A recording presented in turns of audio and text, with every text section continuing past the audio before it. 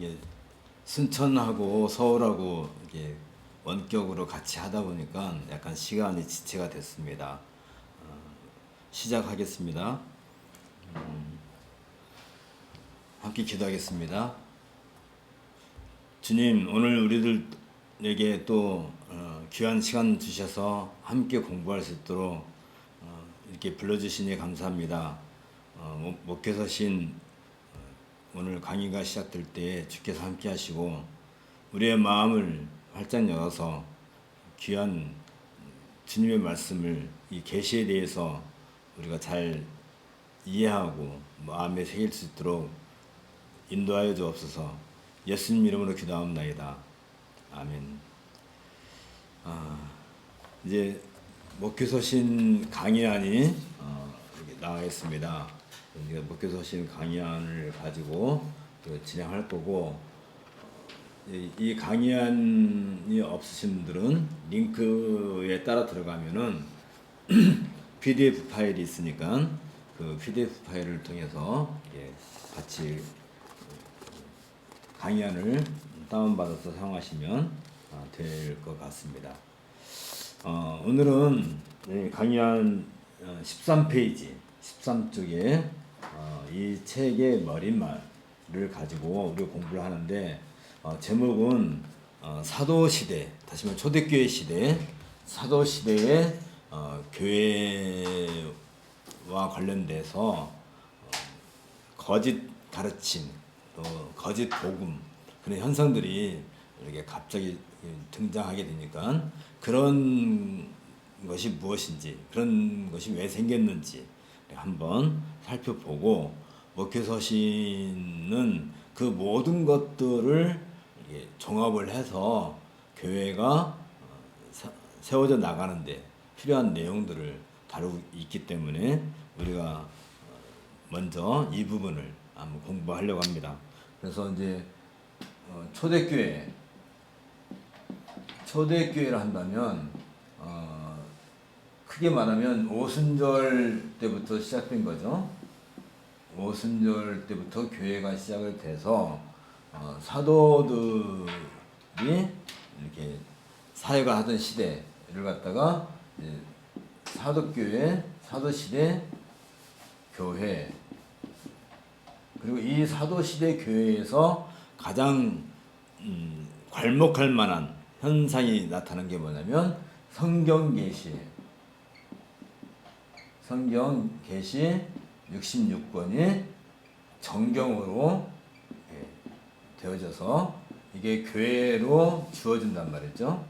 그래서 이 시대가 이제 초대교회라고 하고, 오늘 우리가 강의 제목은 이 사도시대에서 초대교회로 넘어오는 이 기간 동안, 이게 보통 한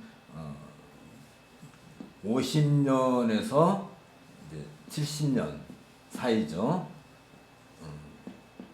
50년에서 70년 사이에 있었던 그 내용들에 준해서 우리가 공부를 하려고 합니다. 그러니까 사도 시대의 가장 큰 특성은 물론 사도들이 교회를 세웠다는 중요한 그 일도 있지만, 가장 큰 특성은 성경 66권을 정경으로 교회에 주어지는 그 결정적인 역할을 사도들이 했다는 것을 우리가 염두에 두고 시작을 해야 될 것 같습니다.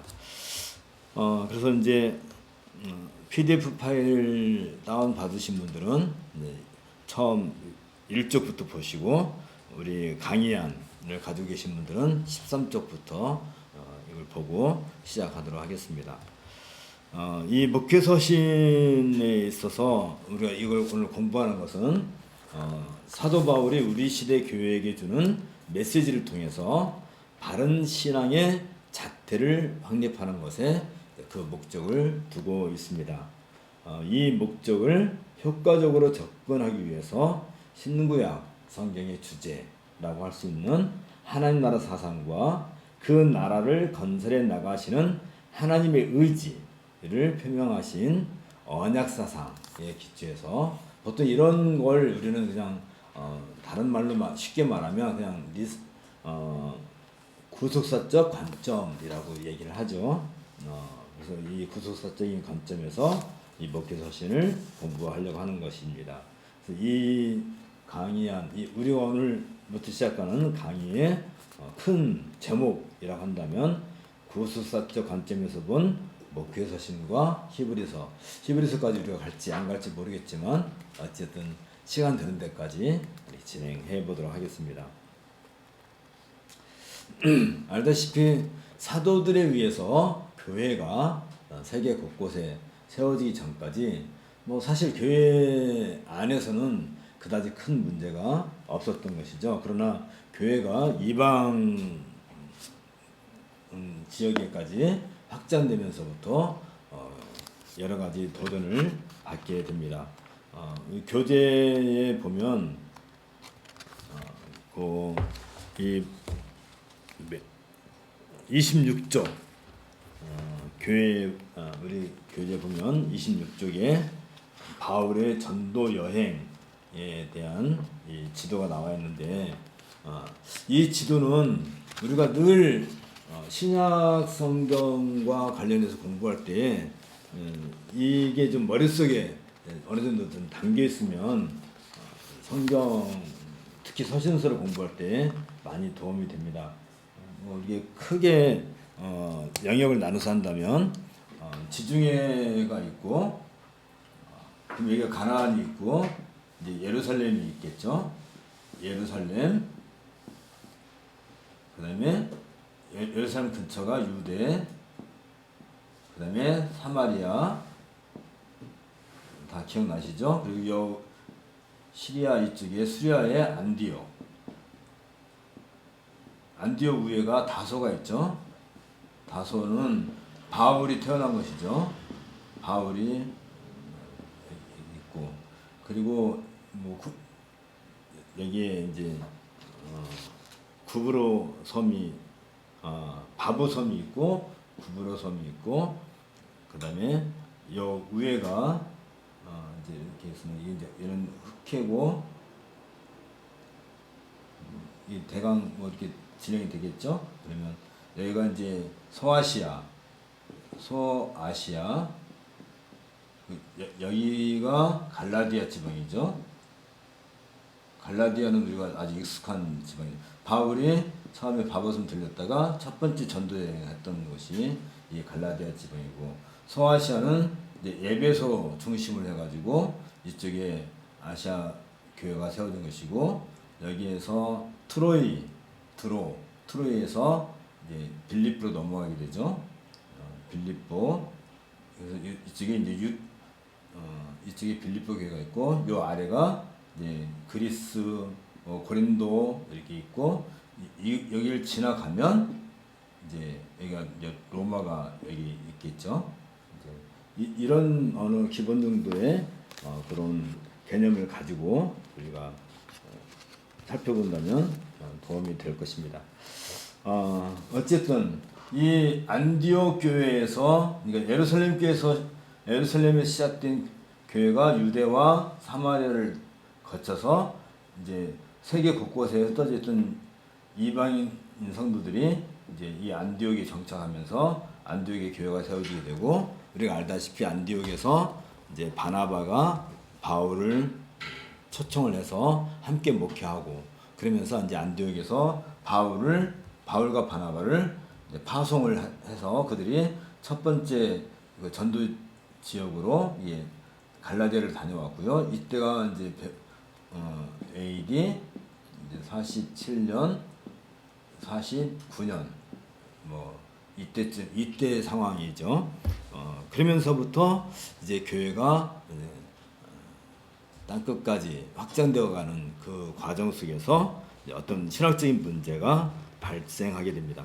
그러니까 예루살렘과 유다 및 사마리아 지역에 위치하고 있는 동안 그러니까 교회가 그럴 때는 이제 기독교가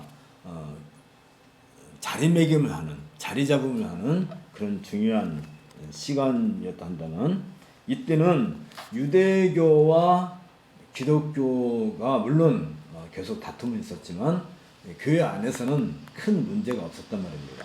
유대인들조차도 교회 들어왔을 때 뭐 다 할례 받은 사람들이고 또 다 뭐 율법을 아직은 준수하고 있는 시기이기 때문에 뭐 교회 안에서 그런 것들이 큰 문제가 없었던 것이죠.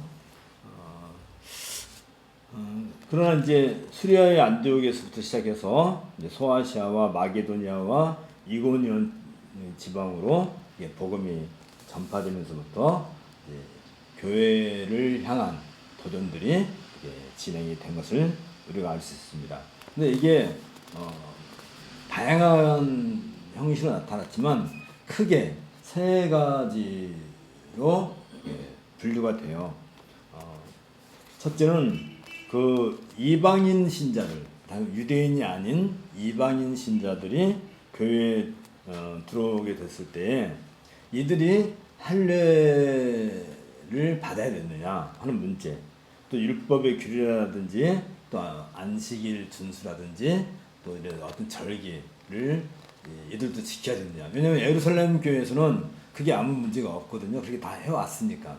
그러나 이제 이방인들에게 이런 이방인 중에서 회심을 하고 교회에 들어온 사람들에게도 이걸 적용할 것인가 하는 문제가 발생하게 된 거죠. 그리고 그 당시만 하더라도 유대인들은 상당히 그런 면들에 있어서 이렇게 민감해 있었고 또 그 유대인 예루살렘이라든지 유대라든지 이쪽 사람들은 주로 유대인들 출신들이니까 기독교인이 됐다 할지라도 이런 것을 요구하려고 하는 그런 게 있었고 또 우리가 알다시피 신자가 됐다 할지라도 쉽게 그 옛날 습성을 벗어버리지 못하다 보니까 그 유대인 신자들 중에 일부는 그런 걸 강조를 하는 거죠. 뭐 이방인들이 교회 들어왔을 때 할례를 받아야 된다. 우리 요즘 말로 말하면 이제 세례를 받아야 되는데 물론 당시 교회에서는 세례를 했지만 또 할례를 요구하기도 했다. 이제 이런 문제. 이건 첫 번째 문제는 이제 할례라든지 어떤 그 규례, 율법 문제 이런 것들이 있었는데 사실 이건 교회 안에서는 상당한 기간 동안 이렇게 중첩된 상태로, 그러니까 해도 되고 안 해도 되고 하는 상태로 상당한 기간 흘러갔을 거란 말이죠. 그다음에 이제 두 번째 문제가 발생하게 되죠. 두 번째 문제는 이제 복음을 바르게 잘 알았다 한다면 참 다행인데 복음을 바르게 받아들이지 않은 그 유대인 신자들이나 또는 그 이방인 신자들에 의해서 교회가 사도로부터 받은 이 복음의 본질을 왜곡시키는 일들이 생기죠. 그건 뭐 지금도 마찬가지죠. 사실은 이건 뭐 교회의 역사가 진행되는 동안에 계속해서 있었던 일이죠. 사도로부터 받은 복음을 순수하게 지켜내지 않고 그걸 어느 상황이나 어떤 사정에 의해서 그걸 변질시키고 자기들에게 유리한 방향으로 끌고 가려고 하는 것은 뭐 그때부터 지금까지 계속되어 있는 것이겠죠. 심지어 유대인 신자들 중에서 일부는 자기들이 먼저 복음을 받았다는 것을 굉장히 강조를 하고, 그래서 이방인 신자들에게 내가 이 복음을 너한테 이렇게 가르칠 테니까 나한테 적당한 보상을 하라는 식으로 뭐 그런, 사실 복음을 요즘 시대도 복음을 빗대어 가지고 사람들에게 금품을 요구하는 일들이 있나요? 요즘도 있나요? 뭐 물론 있죠. 아주 공개적으로 하는 경우도 있죠. 이렇게 광화문 앞에서 뭐 이런 얘기하면 또 싫어하는 사람도 있잖아요. 근데 광화문이 아니라도 그냥 일반 교회에서도 뭐 그런 일들이 비일비재하죠. 어쨌든 뭐 그런 문제들. 그리고 이제 이런 그 복음의 변질 문제, 이게 이제 중요한 이슈로 남아 있고, 이건 어느 시대나 계속 되었고요. 이 복음의 변질은 항상 무엇과도 연관되냐면 사람들의 이권, 자기의 어떤 목적을 성취하기 위해서 복음의 내용을 변질시키는 일들이 생겼다 말이죠. 그럼 세 번째 문제는 이제 교회 바깥에서 교회를 향한 이제 그런 문제들이 발생하게 되는 거겠죠. 복음을 듣지 않은, 복음을 믿지 않는 그런 유대인들이나 이방인들이 교회의 복음 전도를 적극적으로 방해한다든지 또는 그로 인해서 자신들의 그 생활 터전에 교회가 이렇게 끼어들었다 생각하는 거겠죠. 그래서 거기에 대한 이제 그러니까 이건 어떻게 보면 일종의 종교 대립 또는 뭐 문화 충돌 뭐 이런 거죠. 지금 우리 시대로 말한다면 포스트 모더니즘과 교회와의 충돌 뭐 이런 것도 지금도 계속되고 있는 거죠. 좀 더 뭐 아주 단적인 예를 든다면 동성애 문제라든지 또는 교회가 정치와 관련해서 어느 만큼 이렇게 영향을 미쳐야 되는가 하는 이런 문제라든지 이런 것들은 뭐 계속 되어 왔던 거죠. 그때나 지금이나 마찬가지죠. 그러니까 크게 세 가지를 우리가 나누는데 하나는 어떤 그 기독교가 세워짐에 있어서 그 기독교를 세우는 가장 밑바탕 처음 역할을 했던 사람들이 유대인이다 보니까 유대적인 습관, 관습 또는 규례, 할례, 뭐 안식일 또 이런 것들을 교회에다가 이제 요구하는 교회도 좀 그래야 된다. 그러니까 그 유대인들의 어떤 그 관습을 교회에다가 접목시키려고 하는 그런 이런 문제. 근데 이건 이제 보통 우리는 이제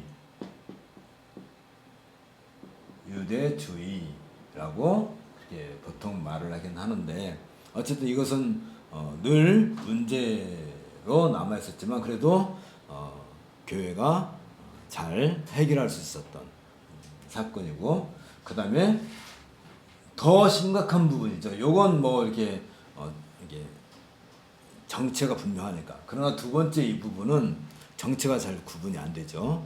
사람이 겉으로는 멀쩡하게 생겼는데 이렇게 복음을 자기 입맛에 맞춰서 복음의 내용을 변질시켜 가지고 그걸 교인들한테 설교를 하고 가르치고 그러면서 자기의 이익을 추구하는 이제 이게 사도들이 가장 중요하게 얘기했던 일 중에 하나죠. 그래서 이것과 관련해서 거짓 이걸 갖다 이제 거짓 복음 또 이런 것을 갖다 싹군 말하자면 자기 배만 자기 이익만 추구하는 그런 사람들. 세 번째 문제는 믿지 않는 사람들과 교회 믿는 사람들과의 충돌, 문화적 충돌 또는 종교적 충돌 이런 것들이 서신서 안에 잘 다루어지고 있습니다. 복음의 확장과 더불어서 세계 여러 곳에서 교회가 세워지면서부터 교회는 다양한 형태의 도전을 받게 됩니다. 이와 관련해서 사도시대에 나타났던 거짓 가르침과 거짓 신앙 및 사상들을 우리가 함께 살펴보고요. 그에 대해서 사도들이 어떻게 대처했는가를 확인함으로써 우리 시대 교회가 마땅히 추구해야 할 삶의 지표를 우리가 찾아보려고 하는 겁니다. 저는 이제 14절로 넘어가겠습니다. 크게 나타난 현상들은 우리가 이미 갈라디아서라든지 또 고린도 전서라든지 골로새서를 통해서 우리가 공부를 할 수는 있었지만 어쨌든 그 내용들을 우리가 한번 이렇게 개괄을 한번 하고 지나가면 도움이 될 것 같습니다. 그래서 우리가 이게 보면 14페이지에 복음에 대한 거짓 교리들의 도전이 있었고, 그다음에 17페이지에 사도적 복음을 부인하는 거짓 교사들, 이렇게 이제 크게 두 부분을 얘기하고, 그다음에 세 번째는 신학적 혼돈을 야기하는 이단들, 이렇게 우리가 오늘 강의를 진행하려고 합니다. 먼저 14쪽으로 가죠. 복음에 대한 거짓 교리들의 도전.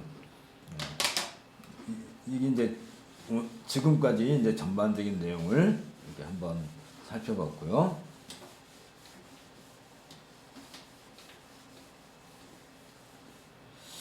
가장 먼저 나타난 현상 중에 하나가 이제 바울이 복음을 전했던 갈라디아 지방에서 나타난 현상이죠. 근데 이것은 그 당시 그 예루살렘 교회가 처해있던 당시 사회적 상황을 우리가 이해를 하면 그럴 수 있었겠다라는 것을 우리가 쉽게 이렇게 인정을 하게 됩니다. 무슨 말이냐면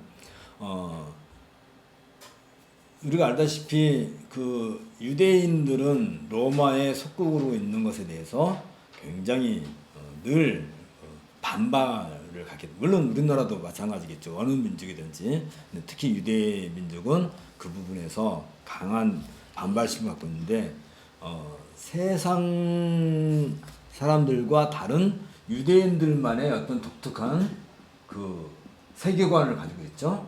그게 뭐냐면 유대인들의 세계관, 유대관 하니까 이상하네. 그게 뭐냐면 시오니즘이라는 거죠.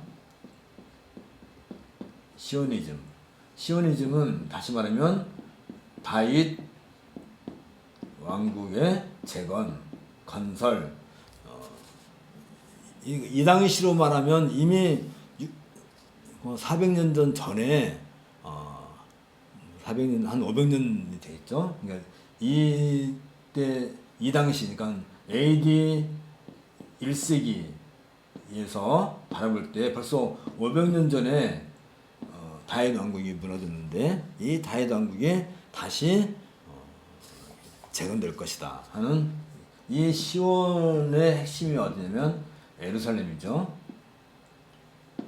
그러니까 예루살렘에 이 다윗 왕국이 다시 들어서게 되고 예루살렘 성전이 전 세계의 중심이 된다라는 그런 생각을 하게 되고 그러다 보니까 이 유대인들은 당시 로마가 자기들을 압제하고 있는 것에 대해서 굉장히 반발을 하면서 언제든지 메시아가 옴으로써 이 로마 세력을 다 추출하고 예루살렘을 세계 중심의 종교 중심 하나님을 섬기는 그 도성으로 세워질 것이다 라는 그런 강한 의식을 갖고 있단 말입니다. 그런데 이 예루살렘에 교회가 등장하게 되면서 뭔가 변화의 큰 전환점이 생긴 거죠. 사실은 우리가 역사를 통해서 얘기한다면 사실은 이 유대인들이 바라봤던 시오니즘을 성취하는 그 성취 기구, 다시 말하면 메시아 왕국을 구현하는 가장 그 완성된 기구가 교회인데 이 교회는 눈에 보이는 그 가시적인 교회로서가 아니라 전 세계에 확장되는 그런 의미로서의 교회가 말하자면 이 유대인들이 잘못 알고 있는 시오니즘의 그 구체적인 그 구현 또는 실현 이게 이제 이 교회를 통해서 이루어지는 거 아니겠습니까? 다시 말하면 교회를 그렇게 해서 여기에 이제 킹덤 오브 갓 하나님의 나라라고 하는 이 구약에서 말하는 하나님의 나라라고 하는 그 개념이 교회 안에 들어와 있는데 이 유대인들은 이 하나님의 나라를 예루살렘으로 이렇게 눈에 보이는 예루살렘으로 이렇게 구체화시키려고 하는 것이고 교회는 전 세계 어디나 하나님의 통치가 구현되는 다시 말하면 이 킹덤 오브 갓 할 때 킹덤 나라라고 할 때 나라 왕국을 할 때 이 나라의 가장 큰 특징이 뭐냐면 통치권이잖아요. 통치. 하나님이 통치하신다는 그런 사상인데 유대인들은 예루살렘의 성전을 통해서 그게 이루어질 거라고 바라보는 것이고 교회는 그게 아니다. 교회는 전 세계 어디든지 확장이 되고 거기에 있는 성도들을 통해서 하나님의 통치가 구현된다. 그래서 이 하나님의 나라라고 할 때 킹덤 오브 갓 할 때 가장 큰 그 핵심적 내용이 뭐 우리가 잘 알고 있는 거죠. 이미 잘 알고 있는 것처럼 첫 번째가 뭐예요? 두 가지가 있는데 첫째는 하나님을 사랑하라. 두 번째는 내 이웃을 내 몸과 같이 사랑하라. 그래서 일반 학자들, 철학자들, 학계에서 기독교를 대표하는 단어라고 한다면 뭐라고 그래요? 기독교는 사랑이다. Jesus is love. God loves you. 뭐 이런 것을 차 뒤에다가 붙이고 다니는 그런 것들도 다 여기서 나온 거란 말이죠. 이 하나님의 나라라고 하는 개념에서 나오는 사랑이라는 그 개념, 이것이 하나님을 사랑하는 것과 우리 이웃을 내 몸처럼 사랑하는 것. 이게 가장 중요한 이게 이 사랑이라는 걸 통해 가지고 하나님의 통치가 구현된다는 것은 전 세계 어떤 나라도 이런 개념을 가지고 있지는 않죠. 뭐 공산국가는 더 말할 나위가 없겠고 심지어 뭐 자유주의를 추구하는 민주국가를 할지라도 이런 게 약하죠. 근데 이상하게 우리나라는 좀 그런 게 좀 있어요. 이렇게 우리나라는 홍익인간 뭐 이런 정신이라든지 상당히 성경과도 어떻게 보면 이렇게 연관될 수 있는 가능성도 있는데 어쨌든 이제 이런 그 편협한 세계관을 가지고 있는 유대인들이 이게 이 사람들은 기독교인들이에요. 이제 교회 안에 들어와 있는 사람들인데 이 사람들이 갈라디아 지방에 바울이 복음을 전해서 교회가 세워지니까 그것에 대해서 뭐 이렇게 환영을 하죠. 당연히. 하지만 유대인들은 뭘 해야 된다고요? 늘 나면서부터 할례를 받고 율법을 지키고 뭐 절기를 지켰던 사람들이니까 이 갈라디아 지방에 가서 그 사람들은 뭐 할례도 안 받고 뭐 안식일도 안 지키고 뭐 그런 절기도 없고 하니까 이 예루살렘에 있던 예루살렘에 아까 그 지도 있죠. 예루살렘에 있었던 사람들이 이 갈라디아 지방까지 가가지고 너희 바울이 전한 복음은 우리가 인정한다. 그런데 뭘 해야 된다? 우리처럼 할례를 받아야 너희들도 진정한 교회 회원이 될 수 있다. 뭐 이런 식으로 얘기하는 거죠. 이것이 아까도 얘기한 것처럼 그 첫 번째 그 문제에 있어서 가장 중요한 그런 내용이죠. 근데 이제 이 예루살렘에 있었던 사람들은 왜 더군다나 이런 그 유대주의적인 세계관을 그렇게 강하게 강조했냐면 그 당시 예루살렘 상황이 이때가 이제 보통 이제 AD 이제 49년, 48년, 50년 이런 상황인데 유대인들이 로마 항쟁을 일으킨 사건이 64년 때부터 이제 본격적으로 시작해가지고 6년 전쟁을 하게 되고 AD 70년에 결국은 로마가 예루살렘을 완전히 숫대밭을 만들어버리고 성전을 파괴해버리게 되죠. 그러니까 이때만 하더라도 이제 그 로마에 대한 그 저항하는 로마에 대해서 왜 저항을 한다고 그랬죠? 그들은 메시아 왕국 시오니즘이 예루살렘에서 성취돼야 되니까 이런 그 유대인들의 그것이 굉장히 강해가지고 쉽게 말하면 로마 군대라든지 로마에 부역하는 사람들을 살해하고, 우리나라도 옛날에 독립운동할 때 그런 일이 있었잖아요. 이렇게 일본 앞잡이들 이렇게 죽이는 려고 하는 뭐 그런 것처럼. 그러니까 그런 운동들이 한참 있었다 보니까 뭐가 문제가 되냐면, 예루살렘 안에 있는 이 예루살렘 교회는 유대인들인데 동족들이 볼 때 너네들은 과연 정체가 뭐냐? 도대체 우리가 추구하는 이 시오니즘을 너희는 그럼 거부한다는 것이니, 아니면 로마 황제의 부하냐? 근데 이 예루살렘 교회는 뭐예요? 하나님을 예배하는 건데, 똑같이 유대인들도 하나님을 예배한다고 하는 건데, 그런 신학적인 그 견해 차이가 있다 보니까 이 예루살렘 교회가 동족 유대인들한테 늘 그 눈총을 받는 상황이 생기다 보니까, 더군다나 자꾸 이제 바울이 이방에 나가서 복음을 전하다 보니까 어떤 일이 생겨요? 이방인들이 자꾸 교회로 들어왔는데, 그럼 너네 교회라고 하는 것은 이건 도대체 정체가 도대체 뭐냐라고 자꾸 외부에서 압력을 가하다 보니까 이 유대인들이 이제 이 시리아 안디옥, 그다음에 그 갈라디아 이런 데까지 가서 바울이 복음을 전하는 곳에 가서 너희들도 할례를 받아야 된다, 이것을 요구를 하게 되는 거죠. 거기에 대해서 여기 보면 바울은 이들을 가리켜서 다른 복음이다. 다른 복음. 복음은 복음인데 다른 복음이다. 다시 말하면 복음의 플러스 알파, 무언가를 바울이 전한 복음 말고 거기에 무언가를 하나 덧붙이려고 하는 거. 근데 왜 뭔가를 덧붙이려고 그래요? 사람들의 생각에 그랬으면 좋겠다는 거잖아요.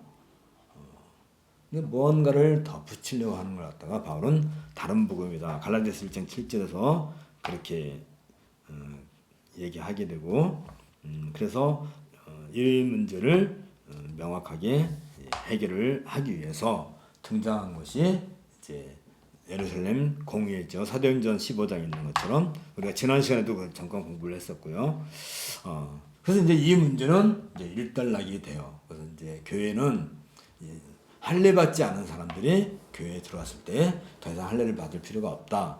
유대인들 중에서도 자기가 원하면 자녀에게 할례를 행할 수도 있고, 또 뭐 안 해도 된다, 뭐 이제 이런 식으로. 그렇지만 언젠가는 뭐 하지 않게 되겠죠. 지금은 교회에서 할례를 하지 않는 것처럼 이제 이런 문제가 됐고, 그 다음에 이제 그 제1차 전도 여행 이후에 바울이 제2차 전도 여행을 이제 빌립보와 그 다음에 아가야, 그 다음에 고린도, 아가야 지방, 여기에 가서 복음을 전했을 때 여기에 나타난 그 현상이 나타나죠. 이때가 이제 55년, 56년 이제 그때 상황이죠. 근데 이때만 하더라도 어떤 문제가 등장하게 되냐면, 이때는 이제 아까는 다른 복음, 복음 외에 플러스 알파 다른 복음이라고 말을 했는데, 이 다른 복음을 이제 악용하는 사례가 등장하게 되는 거죠. 그래서 이제 복음 외에 복음을 변질시킨 다른 복음을 가지고 자신들의 이익을 추구하려고 하는 이제 그런 현상들이 이때 나타나게 됩니다. 그래서 이제 고린도 후서에 고린도 전후서에 나타나는 것을 우리가 14페이지에서 볼 수 있어요. 여기 바울이 그들을 가리켜서 말을 할 때 그들은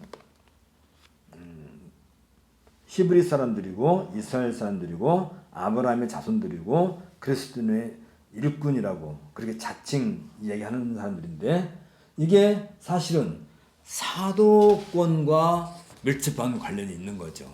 복음을 전하고 교회를 세우는 일에 있어서 당시 사도들이 해야 될 일 중에 가장 큰 사명을 한다면 교회를 세우는 것과 더불어서 정경을 이렇게 교회 그 성경 계시로서 정경을 확립하는 그런 과정인데, 이때만 하더라도 아직 신약 성경이 완성되지 않다 보니까 참된 신학적 배경, 근거라고 할 만한 것이 이렇게 아직 명확하게 교회에 주어지지 않았기 때문에 어떤 사람들은 자기가 계시를 받았다라고 하는 사람도 있고 또 구약의 내용들을 자기 나름대로 해석해서 구약의 내용을 가장 완벽하게 해석할 수 있는 길잡이를 바울 사도가 기틀을 만든 거잖아요. 그런데 그런 그 신학적 그 과정이 명확하지 않은 사람들이 다른 복음을 들고 와서 고린도 교회를 이렇게 혼란에 빠뜨렸어요. 그 당시 AD 1세기경에 이쪽 소아시아 지방에서 나타난 그런 그 철학, 우리가 말하는 철학이죠. 그런 철학이 굉장히 활발한 상황이었어요. 그때만 하더라도. 그러니까 이런 그 요즘 말로 말하면 신지식, 세상의 새로운 지식을 가지고 거기에 복음과 적당하게 믹서, 혼합을 해가지고 이게 더 우월한 복음이다 하는 식으로 사람들을 이렇게 미혹을 하는 거죠. 요즘에도 뭐 그런 게 많이 있죠. 뭐 과학주의 그런 것을 갖고 들어와가지고 교회를 혼란시키게 하는 그런 것들이 있죠. 그 당시에는 그 철학이 상당히 이렇게 활발하게 있던 그런 시대인데 특별한 지식, 같은 이제 그노시스, 영어로 하면 나스틱주의, 나스티시즘 그런 것들을 자기들은 갖고 있다. 그러면서 그들은 교회의 권위라든지 사도들의 권위와 상관없이 우리는 그런 것을 그러니까 그 사람들 말로는 우리가 더 특별한 그 지식을 갖고 있기 때문에 자기들만의 지식을 갖고 있기 때문에 사도라든지 교회의 권위를 거기에 따르지 않는다 이런 식으로 이렇게 강조를 하면서 그러면서 그들은 뭘 특별히 강조했냐면 이 복음은 자기들에게 자유를 준다. 우리도 마찬가지죠. 복음을 좀 알면 자유, 나 자유 얻었네, 너 자유 얻었네, 우리 자유 얻었네. 이 자유를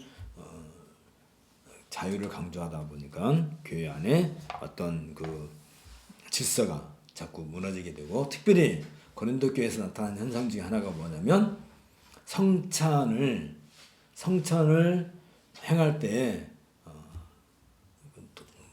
가진 자들과 없는 자들 사이에 구별이 생긴다든지 그런 문제가 생겼고 성찬이 그랬을 때 몸과 피를 기념하는 그런 거룩한 예배의 예전인데도 불구하고 자신들의 성찬식을 아주 그냥 먹고 마시는 자리로 이렇게 변질시키는 그런 일들이 있었단 말입니다. 이게 왜 생겼다고요? 자기들만의 새로운 지식, 남들이 알지 못하는 뭐 철학이라든지 이런 새로운 지식을 도입했다. 요즘 말로 말하면 자유주의 그런 현상일 수도 있겠죠. 그랬어요. 그런 일들이 이제 생겼고 그다음에 조금 이후에 60년대, 62년대 조금 이후에 이제는 골로새 지방, 그러니까 여기에 소아시아이죠. 골로새 교회와 에베소 교회에서 이제 그쪽에 특별히 그 민중신앙, 그때는 이제 민중신앙, 아까는 복음의 플러스 알파, 자기들이 이익을 추구한 것이고 그 다음에 이것에다가 플러스 신지식, 새로운 지식을 동원해서 교회를 혼란에 빠뜨렸는데 이제 나타나는 현상은 뭐냐면 이쪽 골로새서라든지 에베소서 같은 데서 우리가 나타나는 그 이단들은 뭐냐면 토착 종교, 토착 그 민중신앙이죠. 토착 종교가 유대교 그러니까 유대인들이 어느 지역에 가서 살다 보면 그 유대교 신앙이 그 민중 신앙과 이렇게 합작하다 보면 유대교도 변질이 생기게 되죠. 당연히. 그러니까 그런 그 토착 종교와 유대교가 짬뽕된 그런 것들을 가지고 교회를 이렇게 대적하려고 하는 그런 일들이 이제 골로새서와 에베소서에서 우리가 나타나게 됩니다. 그래서 이제 그 유대 민중 신앙과 불교 지방의 토착 신앙에다가 거기에다가 심지어 기독교의 그 신앙까지 혼합시킨 그런 것들을 가르쳐서 가지고 와가지고 교회를 이렇게 혼란케 하는. 그러면서 이들은 그 토착 종교의 가장 큰 특징이 뭐예요? 보통 종교라고 한다면 좀 고급 종교는 경전 중심의 가르침이 중요한 내용이지만 이게 민속신앙, 토착 종교로 가게 되면 그런 그 내용보다는 주로 컬트라고 해요. 컬트, 어떤 그 의식, 우리도 그게 나타나죠. 그 우리도 그 토속 종교로 가게 되면 특히 그 뭐죠? 신내림 하는 게 뭐죠? 무당, 박수, 무당 뭐 이런 사람들은 그 의식, 예식을 굉장히 중요하게 여기잖아요. 그런데 이제 불교와 이 토착 종교 토템이라든지 이런 것들이 합작해서 우리나라는 오랫동안 오다 보니까 불교에서도 그런 일들이 많이 생기죠. 그런데 그게 어느 날부터 교회에서도 그런 일이 생기죠. 그 뭐라 할까, 안수를 막 그 뭐지, 병든 사람 이렇게 두드러 패가지고 안찰해가지고 사람을 죽이는 일도 생기는 거죠.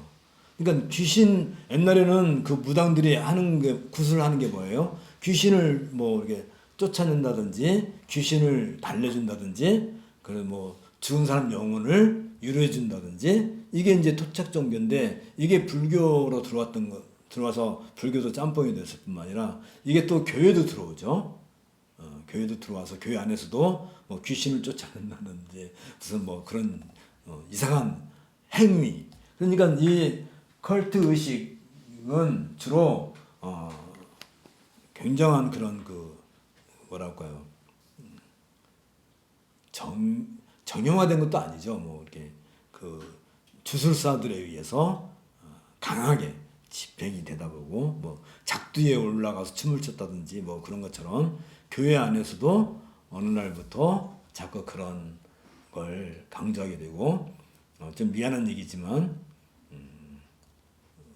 어느 교회가 이렇게 금요 철야 예배를 해서 교회가 부흥했다 그러니까 전국적으로 이렇게 퍼져나가지고 금요일 저녁마다 뭘 해요? 철야기도 한다고 하고, 처음에는 10시, 금요일 10시 시작해가지고 토요일 새벽까지 했었는데, 근데 그것도 형식으로 자꾸 줄죠. 그래가지고 이제 1시간, 2시간 하다가, 근데 주로 거기서 뭘 해요? 방언을 한다든지, 뭐 이렇게 무슨 뭐 신내림 같은 그런 걸 하고, 뭐 귀신 쫓아내는 일, 뭐 그런 거 하고, 뭐 안진병을 뭐 일으키려고 뭐 하고, 뭐 이런 눈으로 보이는, 그러니까 굉장히 그 의식 자체가 가시적이죠. 눈으로 보이는 그런 현상들이 자꾸, 그게 이제 골로새서와 에베소서에서 우리가 확인할 수가 있었습니다.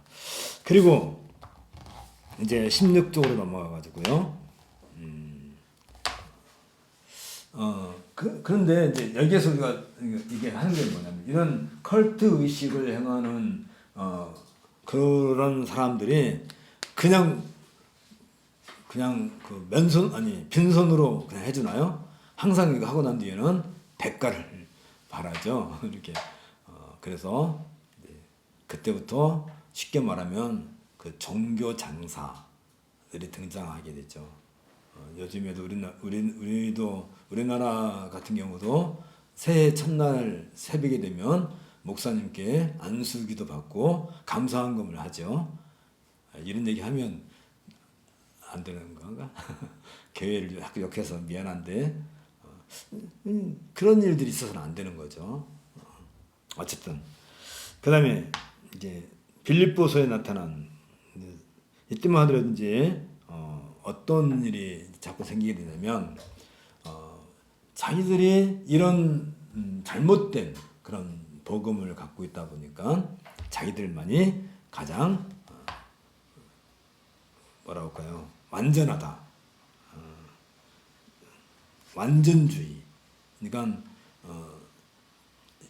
사도들이 전해준 바울 사도가 전해준 그 복음 갖고는 조금 모자라니까 우리처럼 자유롭게 해야 된다. 그러면서 거기에는 뭐 이렇게 뭐라고 할까요? 기존 모든 질서를 다 이렇게 무너뜨리고 자기들만의 새로운 질서를 추구하는 거죠. 요즘 말로 말하면 교회가 지극히 이렇게 그 뭐라고 해야 돼? 파편화된다고 해야 되나?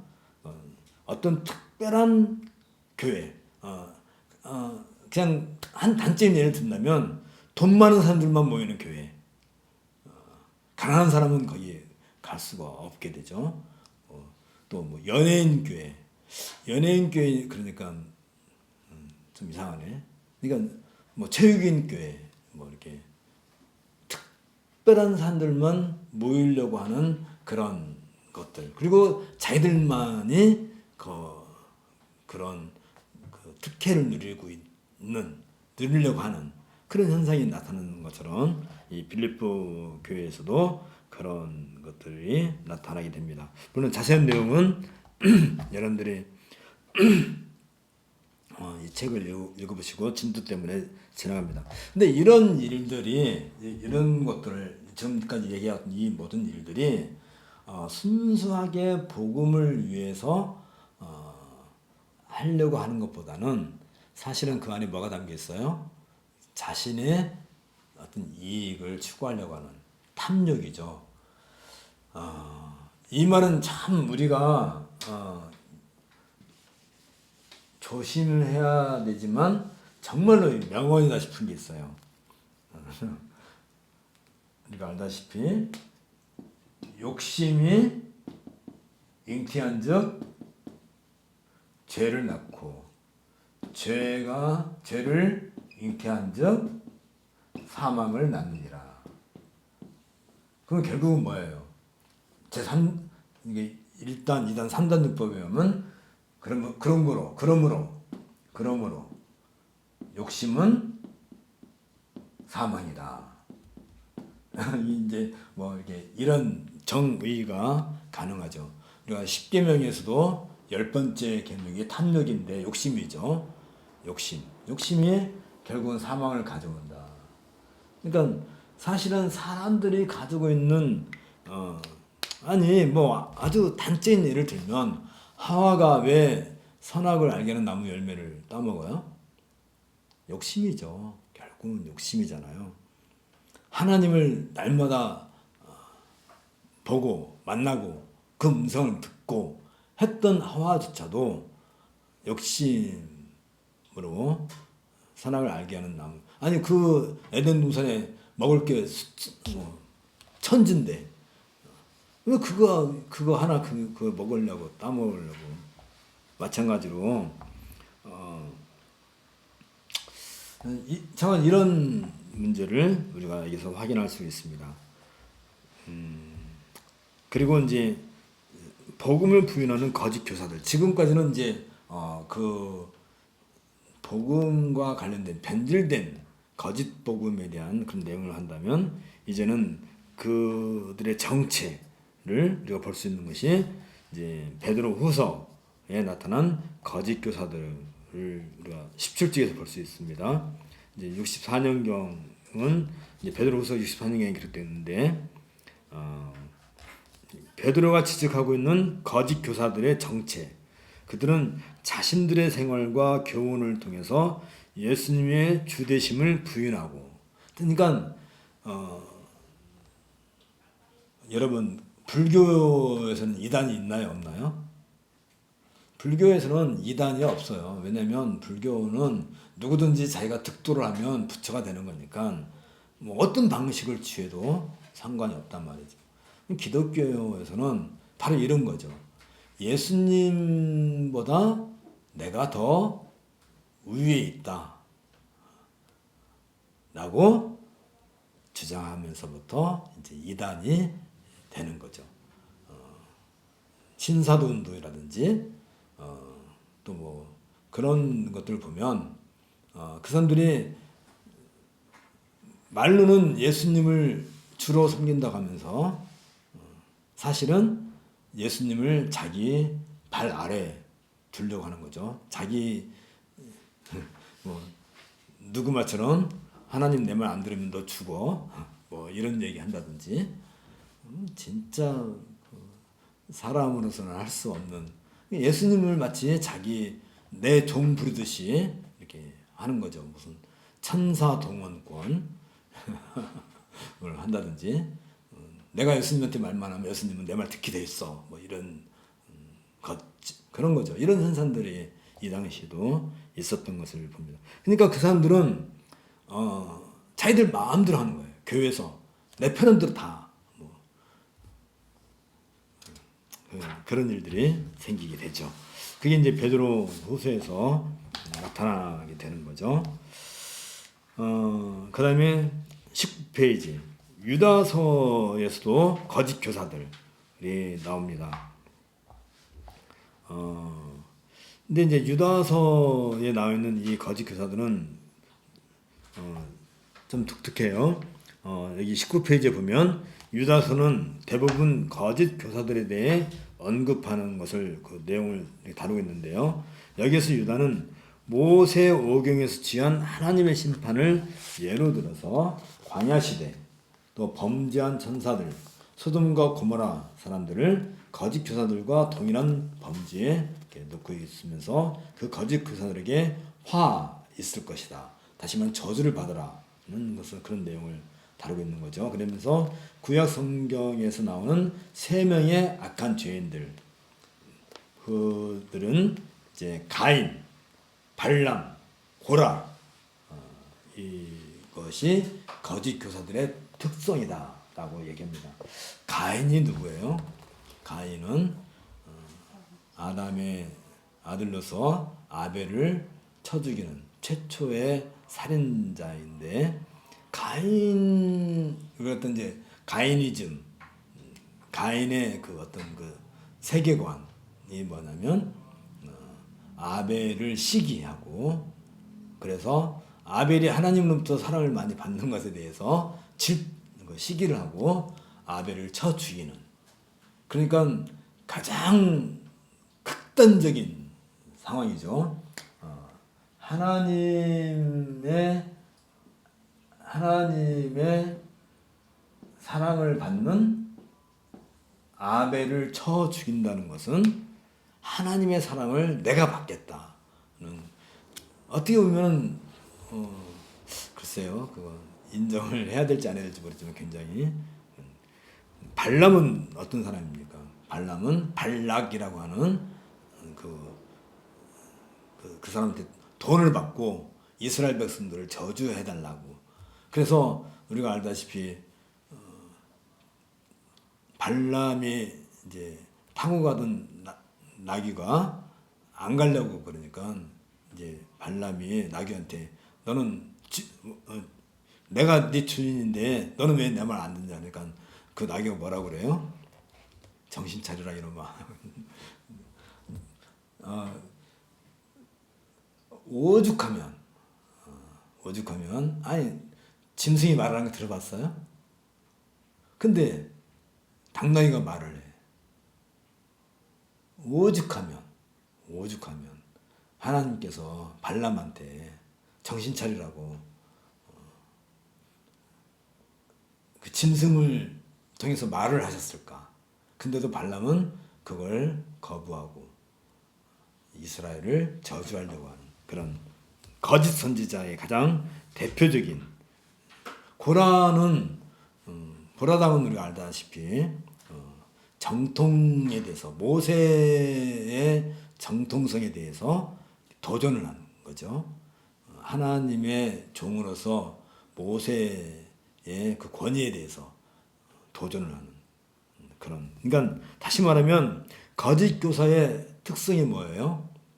거짓 교사의 가장 큰 특성은 시기, 질투, 그리고 자기가 좀 더 우월하다는 것을 강조하고, 그리고 하나님께서 결정적으로 막는 순간까지도 자기의 이익을 탐하는 사람들이고, 철저하게 권위, 정당한 권위를 거부하려고 하는 그런 것들이 거짓 교사들의 특성인 것을 우리가 알 수 있죠. 특별히 여기 이제 이 거짓 교사들의 가르침은 하나이신 주제, 곧 주 예수 그리스도를 부인하고 있다는 것이죠. 이 거짓 교사들의 정체나 그들이 범하고 있는 교리적인 오류보다는 그들의 방종한 행동을 통해서 그들이 근본적으로 기독교의 특성인 은혜의 교리를 자기들 편한 대로, 은혜의 교리를 자기들 편한 대로 악용하고 있는 것을 보고, 그러다 보니까 그들은 자연스럽게 방종에 빠지게 되고, 하나님께서 계시로 주신 이 정경보다는 자신이 꿈꾼 얘기를 마치 복음으로 하나님의 말씀보다 더 우위에 두고 앞세우게 되는 거죠. 자기가 꿈꾼 얘기를 마치 하나님으로부터 계시를 받은 것이다 라고 하면서 계시의 권위를 짓밟고 자기가 그 자리에 서려고 하는, 그건 결국은 성령에 대한 이해가 잘못되어 있다는 것을 우리가 알게 됩니다.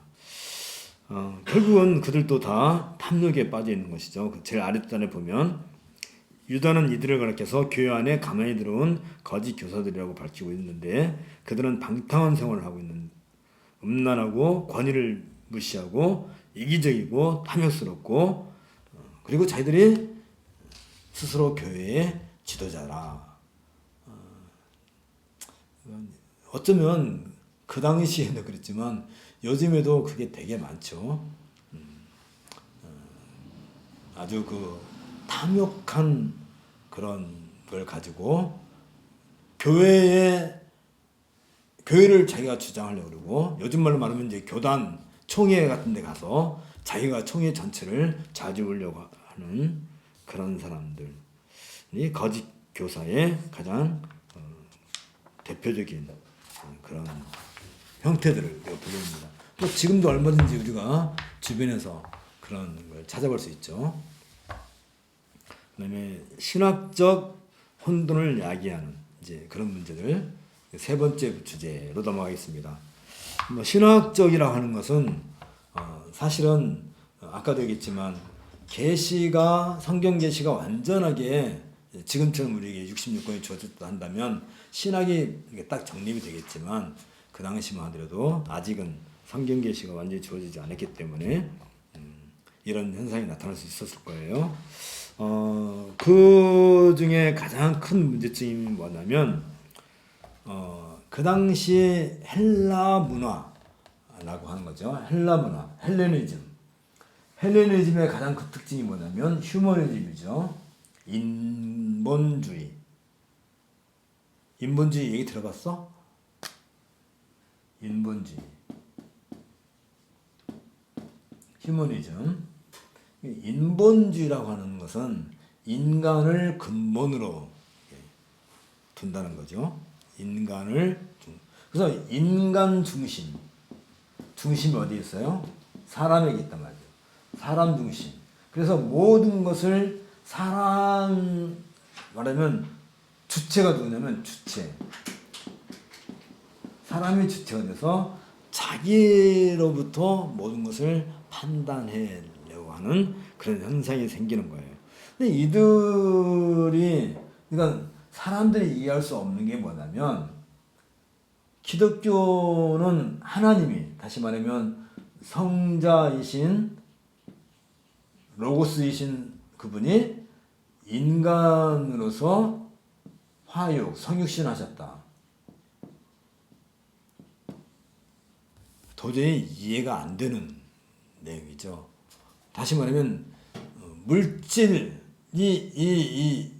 이건 인본주의에서 하는 게 하나가 뭐냐면 물질과 영 이렇게 두 개의 세계가 있다라고 생각하는 건데 이 영의 세계에서 물질로 내려온다는 것은 있을 수 없다라고 그들은 생각하는 거죠. 이 물질의 세계가 영의 세계로 가는 것 이게 그 사람들은 구원이에요. 다시 말하면 이 현상의 세계에서 형이상학적인 세계로 나아가는 것을 그 사람은 구원을 하는데 이 과정에 이제 천사라든지 해, 달이라든지 이런 그 당시에는 해, 달이 다 신들이잖아요. 그런 신들의 도움을 받아서 이 현상의 세계에서 피상의 세계로 나아가기를 그들은 원했었는데 아니 신이 어떻게 이 영계에 있는 신이 물질계의 인간의 몸을 입을 수 있느냐. 그래서 이것에 대해서 이해가 안 되는 거죠. 그래서 예수 그리스도가 하나님의 아들이라는 것에 대해서 그들은 부정을 하죠. 뭐 지금도 아무도 그걸 뭐 인정하려고 안 하는 거랑 똑같은 거죠. 그런데 정말 말 그대로 신이 인간의 세상에 내려올 수 있는 그런 신은 기독교밖에 없는 거죠. 다른 어떤 종교도 그런 신이 없어요. 모든 종교는 인간 중심이야. 인본주의적이죠. 그래서 이 현상의 세계에서 저 새로운 그 영의 세계로 나아가려고 하는 것이 해탈이죠. 쉽게 말하면 해탈. 죽어야 해탈을 하는 거지. 근데 그런 것을 이루려고 하는 것이 종교를 한다면 기독교는 철저히 하나님이 우리에게 손을 내밀어서 우리를 그 세계로 하나님의 세계로 끌어가시는 것을 우리 기독교와 다른 점이죠. 그러니까 요한 1세에서 나타난 그 정체의 가장 큰 특성은 뭐냐면 기독론에 대한 문제가 인본주의에 기초한 그런 것을 갖다 보니까 성자 예수 그리스도를 하나님의 아들로 인정하지 않겠다 하는 그런 걸 보게 되었죠. 그래서 그들은 예수님은 그냥 사람이었다. 쉽게 말하면 사람인데 그가 어느 날 약간 정신이 돌아서 자기가 하나님의 아들이라고 우긴다. 뭐 그런 식으로 얘기하는 거죠. 우리나라에도 자기가 메시아다, 하나님이다, 하나님의 아들이다 라고 주장하는 사람들이 우리나라에도 한 300명은 되죠. 되게 많아요. 그래서 이제 그 요한은 이런 문제에 대해서 여기 21페이지 나와 있는 것처럼 요한은 예수 그리스도의 그 기독론 요한서신은 예수 그리스도의 하나님의 아들이신 기독론이 굉장히 중요한 주제로 등장하게 됩니다.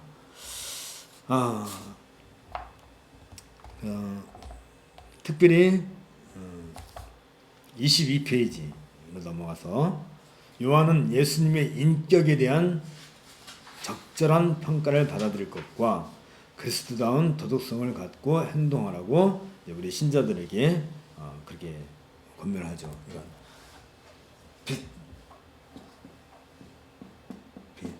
빛이신 그리스도. 그래서 신자들에게 빛 가운데서 하나님의 자녀답게 신자답게 살아갈 것과 그렇게 함으로써 찬빛과 어둠의 본질을 면밀히 검토하고 우리들이 사랑과 참된 경건의 삶을 살 것이다. 사랑은 아까도 얘기했죠. 뭐 이렇게 기독교의 가장 기본 정신인데 하나님을 사랑하는 뭐 없이 예배로 등장하죠. 예배로.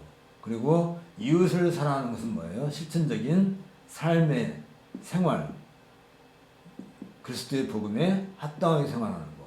그래서 이 예배와 복음에 합당하게 생활하는 것을 한마디로 말하면 이걸 뭐라고 하냐면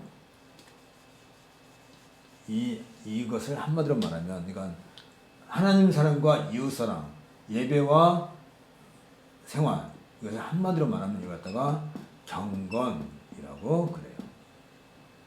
그래서 한동안 또 경건주의가 유행을 했었죠. 경건주의가 유행을 했었는데 근데 이 경건이 이 생활 부분을 약화시키고 하나님 앞에서만 경건을 강조하다 보니까 이상하게 된 건지, 사실 경건은 이 두 가지를 다 함께 갖고 있는 것이 참된 경건이죠.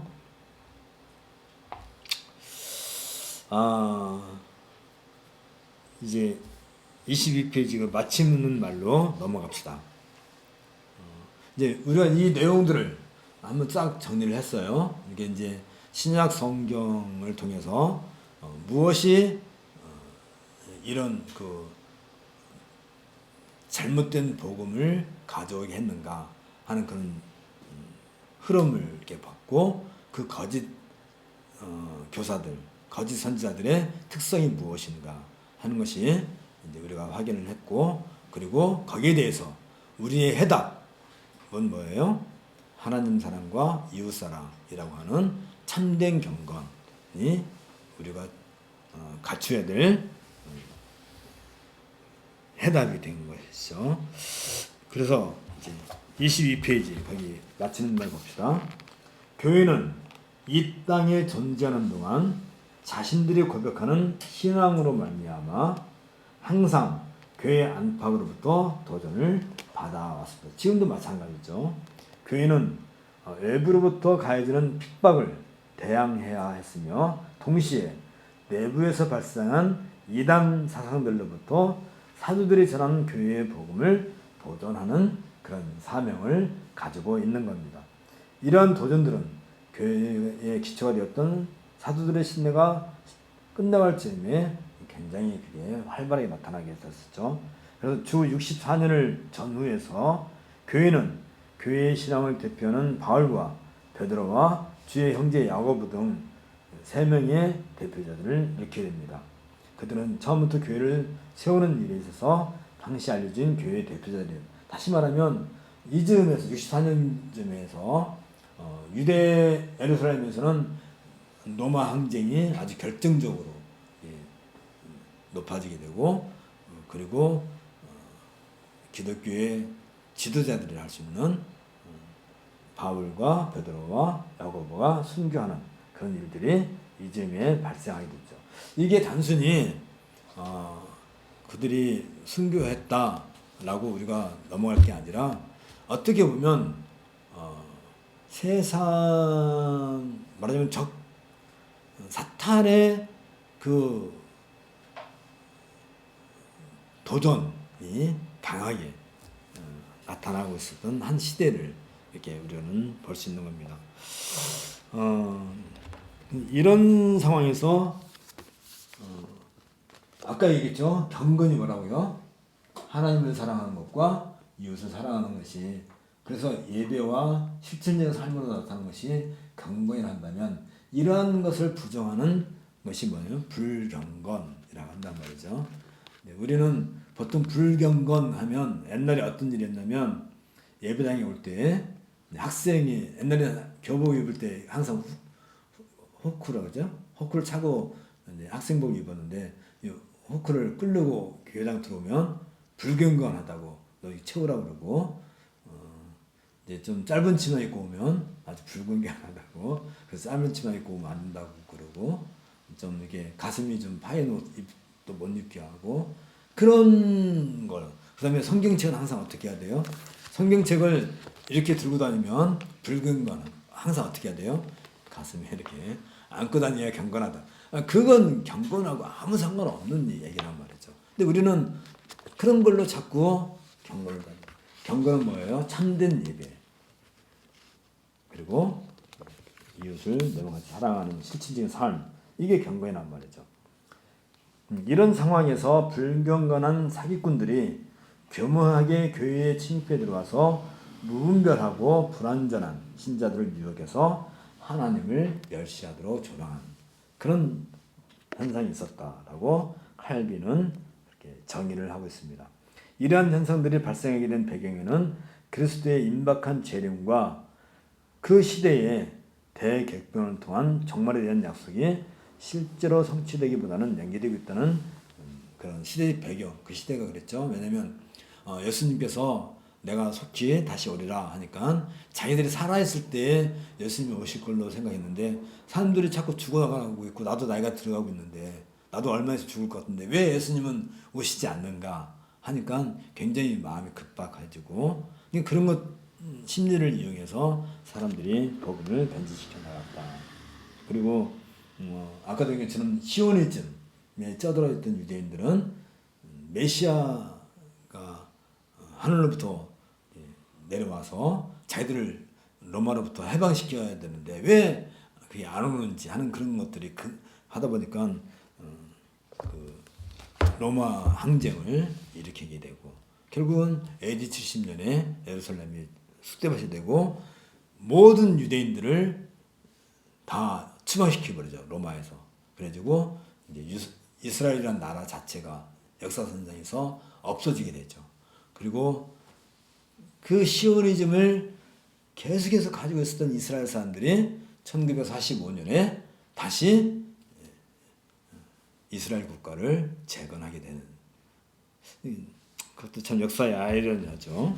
어쨌든 간에 이런 현상들이 발생이 된 배경에는 이제 바로 그러한 예수 그리스도의 재림에 대한 잘못된 생각. 지금도 뭐 있죠. 우리가 알다시피 2000년이 가까웠을 때 1995년경에 다미 선교회가 등장해가지고 곧 예수님 오실 것이다. 세상의 심판을 받을 것이다. 뭐 이건 뭐 그런 일들이 많이 있었죠. 자, 23페이지. 그래서 이제 그 특성을 다시 한번 정리한다면 사람들은 셋을 참 좋아해요. 그래서 보통 1, 2, 3 이렇게 이야기하게 되면 기억하기가 좋아요. 그래서 첫 번째, 거짓 가르침으로부터 사도들의 복음을 보존하기 위해서 성경의 권위를 확고하게 해야 된다. 왜냐하면 이 당시만 하더라도 아직 사도시대만 하더라도 성경이 완성되지 않은 상태였지만 이제는 성경이 확실하게 우리에게 주어졌기 때문에 이 거짓 가르침에 대해서 성경의 권위를 우리는 명확하게 하는 일을. 두 번째는 사도적인 신앙이 그릇된 믿음에 대한 절대적이며 확실한 판단의 기준이 된다는 사실을 우리는 정확하게 이렇게 우리 스스로가 그런 마음의 다짐을 해야 되죠. 그래서 사도적 신앙이 아닌 것은 어떤 이유에서도 우리는 배척을 해야 되는 것이고 그러한 것이 어디에 잘 기록되어 있어요? 사도신경이라든지 또 고대신조라든지 또 웨스트민스터 신앙고백서라든지 이런 것에 잘 기록되어 있죠. 여기에 사도적 신앙의 내용이 담겨 있어서 우리는 그런 것들도 공부를 해야 되는 것이죠. 그리고 세 번째, 거짓 사상의 도전을 무찌르기 위한 바른 신학을 정립하는 것이 지금 우리 교회가 늘 해야 될 사명으로 우리에게 남아 있습니다. 그래서 이제 결론, 우리 시대의 교회가 나가야 될 방향 또한 사도 시대의 교회가 가야 했던 방향과 다르지가 않는 거죠. 그때나 지금이나 어느 시대나 교회는 위에서 얘기한 것처럼 세 가지 그런 사명의식을 가지고 있는 것이죠. 우리는 사도들이 교회에 입당한 성경의 권위를 확고하게 세우는 것을 지상 사명으로 여겨야 하고 오로지 사도적인 신앙만이 절대적이며 확실한 믿음의 판단이라는 것을 우리는 명확하게 선을 그어야 합니다. 그리고 거짓 사상의 도전을 무찌르기 위해서 우리는 역사적인 교회가 고백해 오고 있는 신앙 고백 위에 우리의 교회를 우뚝 세워야 할 것입니다. 교회가 이러한 자세를 견지할 때 그곳에 거짓 신학이 또 거짓 교사, 거짓 복음, 거짓 선지자들이 발을 붙이지 못하게 될 뿐만 아니라 전적으로 그리스도의 은혜로 말미암아 부름을 받은 신자들이 풍성한 은혜를 누리게 될 것입니다. 참 요즘에 안타까운 게 바로 이런 거죠. 거짓 복음을 주장하고 거짓 복음으로 장사하는 사람들한테 옛날에는 그 장날에 가면 소위 그 약장수들 있었죠. 혹시 알아요? 약장수들. 어디서 어떻게 만들었는지도 알 수도 없는 이 약을 갖고 와가지고 이 약만 먹으면 뭐 다 나.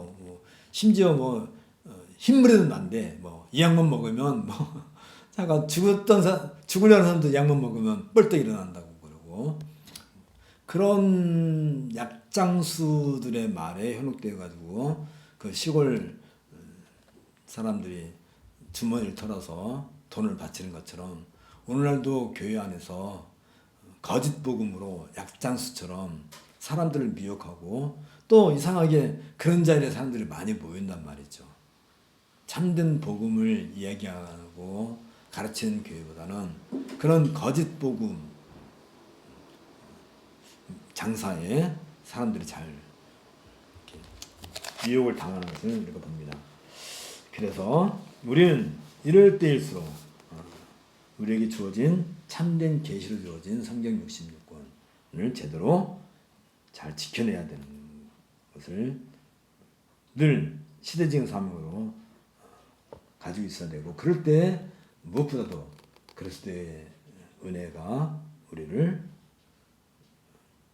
풍성하게 하실 거란 말입니다. 이때 교회는 모든 신자들에게 양식을 제공하는 어머니가 된다. 교회는 신자들의 어머니다. 칼빈의 교회관에서 가장 중요하게 다뤄지고 있는 내용들인데 교회가 신자들에게 양식을 준다 한다는 것은 영의 양식을 준다는 것뿐만 아니라 육의 양식도 늘 교회가 책임을 져줘야. 이건 참 어려운 얘기 같은데 사실은 이미 초대교회에서 그걸 실현했잖아요. 요즘의 교회가 왜 신자들에게 교회 성도들에게 영의 양식은 악착같이 팔아먹으면서 그리고 돈도 울고내면서 왜 신자들에게 육의 양식은 주지 않는지 이건 굉장히 심각한 우리가 잘 생각해 봐야 될 하나님께서 우리에게 영의 양식만 주시고 육의 양식은 주시지 않느냐. 그럼 영의 양식은 교회가 끝까지 책임지면서 육의 양식은 너희들이 알아서 각자 해결하라. 굉장히 무책임한. 그래서 우리가 이제 이런 내용들 그렇다면 교회가 이 땅에 왜 존재해야 되고 교회가 교회로서 이 지상에 존재해야 될 그런 내용들에 대해서 목회서신을 통해서 우리가 그 내용들을 살펴보고자 합니다. 함께 기도하겠습니다. 주께서 오늘도 우리에게 은혜를 주시고 말씀을 통해서 우리의 삶을 또 새롭게 해주심에 대해서 감사를 드립니다. 우리가 이 목회서신 공부를 통해서 무엇이 참된 복음이고 무엇이 참된 가르침이고 또 교회는 어떠해야 되는 것인지 교회의 체제와 교회의 정체성에 대해서 함께 공부하고자 합니다. 주께서 우리들에게 지혜를 주시고 은혜를 주셔서 이런 공부를 통하여서 이 땅에 세워진 교회가 우리 신자들에게 무엇을 보장하고 또 공급할 것인가에 대해서 함께 고민하면서 공부할 수 있도록 인도해 주옵소서. 예수님 이름으로 기도합니다. 아멘. 아이고 수고를 했습니다. 순천팀 잘 들으셨는지 고생했습니다. 다음 주에 보십시다. 수고했습니다.